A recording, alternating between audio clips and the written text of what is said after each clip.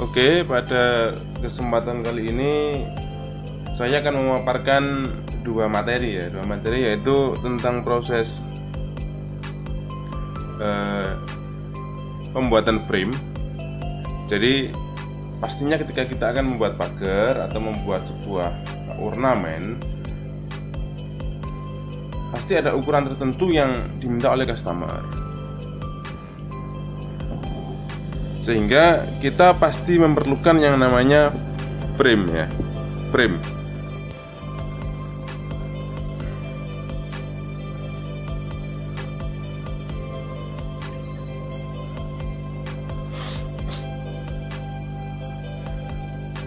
Dan kemudian yang kedua adalah kita vektor analisis, membuat analisis vektor sesuai dengan kebutuhan pekerjaan kita. Kita praktekkan ilmu yang di video sebelumnya yang kita posisikan seperti ini ya,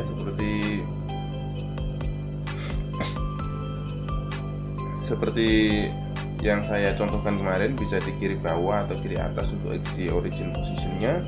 Kemudian area kerjanya saya buat 1200 1400 standar ukuran mesin, kita oke. Kemudian saya ambil gambar JPEG dari Google Bitmap. Ada satu saya ambil yang ini ya, yang ini aja. Oke, open. Saya fit vektor dulu, fit vektor, kita close. Kemudian kita delete gambarnya, tersisalah vektornya saja.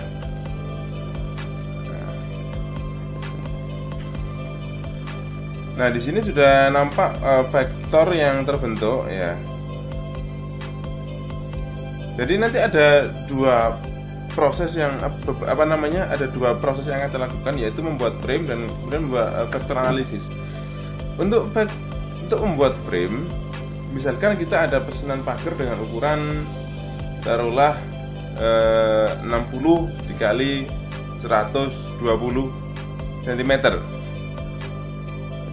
Langkah pertama yang kita lakukan adalah membuat frame-nya, yaitu kita buat ukuran tinggi 1200 ya.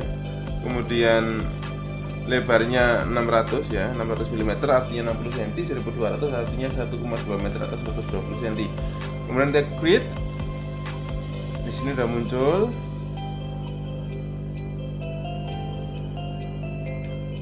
Nah, kita arahkan seperti ini. Kemudian kalau sudah seperti ini, apa yang kita lakukan berikutnya? Yang kita lakukan berikutnya adalah kita memotong gambar ini menjadi dua. Nah, ini trik ini ya, ini trik. Jadi saya juga menemukannya ini bukan berdasarkan manual book ya, tapi berdasarkan insting atau berdasarkan eksperimen sendiri. Dan nanti kita akan potong di sini. Pertama kita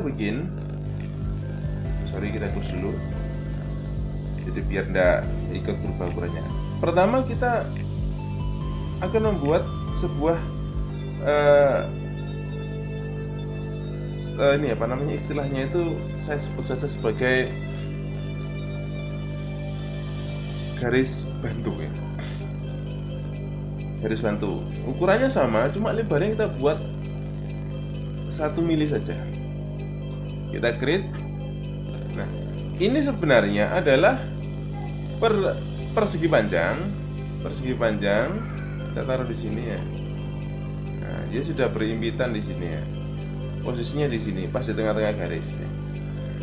Dia ini persegi panjang yang tingginya itu 1200 mm atau 120 cm dan lebarnya 1 mili. Nah, berarti nanti ada beberapa vektor bagian sini akan terpotong. Nah, pertanyaannya adalah bagaimana proses memotongnya? Ini nanti. Jadi kemarin kita ada namanya menu subtract vektor. Pertama-tama arahkan kursor di atas seperti ini ya. Kemudian drag block, di blok ya. Ini di drag, saya tahan, klik kiri, ditarik sampai vektor yang bersangkutan itu terkena semua. Nah, ini belum kena, berarti kurang panjang tariannya. Saya taruh di sini. Dari sini sampai kena semua vektor yang bersangkutan. Nah, Ini vektor yang akan terpotong, semua sudah posisi terblok, warnanya sudah menjadi pink. Kemudian ini ya, ini yang perlu diingat, tolong diingat, diperhatikan. Tekan tombol shift, di scroll, digedein dulu ya, digedein biar kelihatan. Tekan tombol shift, ditahan, kemudian garis bantu yang kita buat tadi itu diklik, kemudian diklik lagi.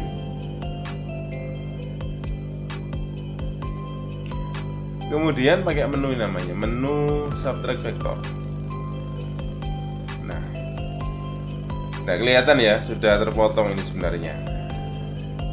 Ini saya tunjukkan biar kelihatan terpotong gimana caranya. Saya blok dulu ya, separuh, tengah, dan saya geser. Nah, sudah terpotong ya. Oke ya, jelas.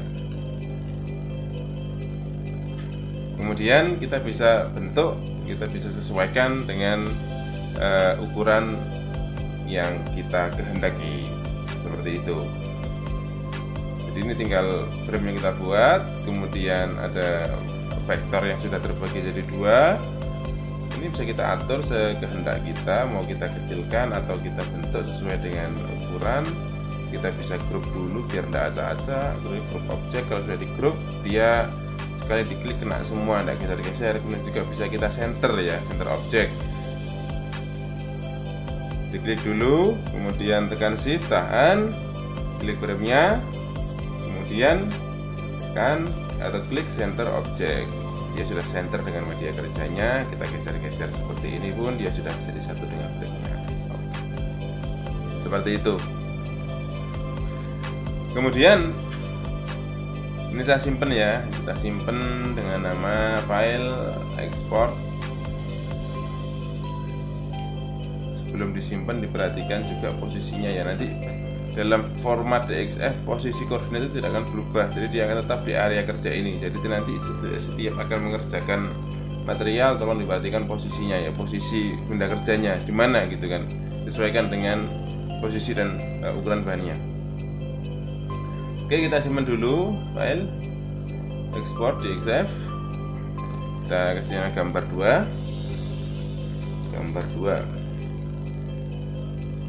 Oke, save. Nah, ini saya hapus dulu ya, kemudian kita masuk ke pembelajaran yang kedua, yaitu untuk contoh yang kedua. Kali ini saya akan ambil contoh pembuatan nomor rumah ya, pembuatan nomor rumah itu pasti akan melibatkan namanya frame dan juga teks. Kita bikin teks dulu, misalkan ambil contoh namanya, kita bikin teks, misalkan nomor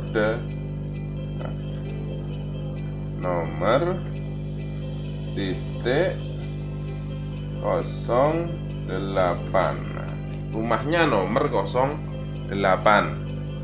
Tingginya kita buat 8 cm atau kasih aja 100 cm, 100 mili atau 10 cm juga nggak apa-apa. Ingat ya, semua ukuran yang ada di software VCraft ini pakai satuan milimeter. Kita apply, muncul di situ nomor 08. Nah, yang namanya nomor rumah itu kan pasti ada frame-nya ya kan.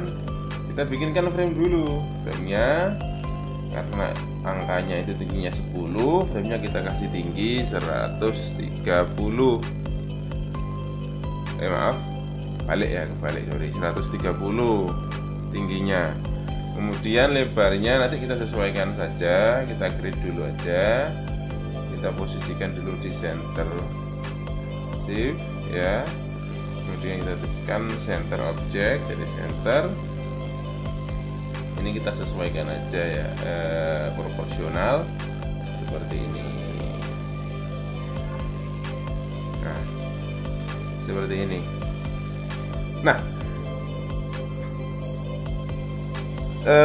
bentuk huruf semacam ini pasti ketika dikerjakan ya, huruf O sama angka 0 sama angka 8 bagian tengah bulat-bulatnya ini pasti akan terlepas gitu kan, karena kita kan ambil frame-nya ya kan, hurufnya bagian dalam kita buang. Tapi kalau kita tidak atur dulu posisinya, kita tidak atur dulu benda kerjanya, maka akan kacau, nanti tidak jadi. Jadi bolong-bolong semua, O-nya bolong, 0-nya bolong, 8-nya bolong. Kemudian langkah pertama yang kita lakukan, diklik dulu, klik kanan, kita convert to curve. Jadi convert to curve itu menjadikan format teks ini menjadi curve atau menjadi vektor, menjadi perbagian. Yang setelah itu menu text editnya tidak bisa dipakai lagi, tapi kita bisa edit curve-nya. Nah, jadi pecah-pecah dia, terpisah-pisah, jadi kurva masing-masing seperti ini. Kemudian apa langkah selanjutnya? Tahu kan ya, kalau nanti ini dipotong semua mubeng kayak gini, pasti jadinya apa? Jadinya yang tengah ini bolong, ceblok, jatuh ke bawah gitu kan. Ya, caranya kita buatkan sama tadi garis bantu ya, garis bantu untuk pemotongan, untuk memecah. Kecil saja kita buat, atau kita buat manual. Kita buat manual seperti ini agar kita bisa langsung atur. Nah, kita buat seperti ini. Ini draw rectangle. Kita kasih width ya proporsional 10 mili, height-nya proporsional. Nah, kita kasih height-nya setinggi teks atau kasih 110 supaya lebih tinggi dari teksnya. Apply. Nah, di sini sudah ada garis bantu. Kita tekan shift, kita tahan shift-nya, klik 0 O bagian dalam atau bagian luar sama saja. Kemudian kita tekan center object, kita sudah pas di tengah. Kita copy lagi untuk angka 0 dan 8. Copy, paste, tekan shift, tahan shift-nya, diklik angka 0, center object. Nah, seperti ini. Kemudian sama kita ulangi lagi. Kita paste sekali lagi, kita klik angka 8 sambil ditahan shift-nya, ditekan shift-nya, ditahan, klik. Kemudian kita center object. Ini kalau ini harus diseret ini karena angka 8 ini. Begini. Tekan shift-nya, tahan, tekan bagian luar, center object. Nah, di masing-masing huruf dan angka sudah ada separator atau pemisah garis bantunya di sini. Kenapa yang harus kita lakukan? Yang kita lakukan adalah pertama, drag mouse ya, taruh di ujung seperti ini ya, di drag ya, di drag. Sudah kena semua. Ini ada menu subtract vector, subtract vector. Oke. Seperti ini. Di drag lagi di blok sampai kena semua, subtract vector seperti ini. Di drag lagi di blok angka 8-nya, subtract vector. Nah, ini kalau diambil frame-nya, jadi dia nomor rumah.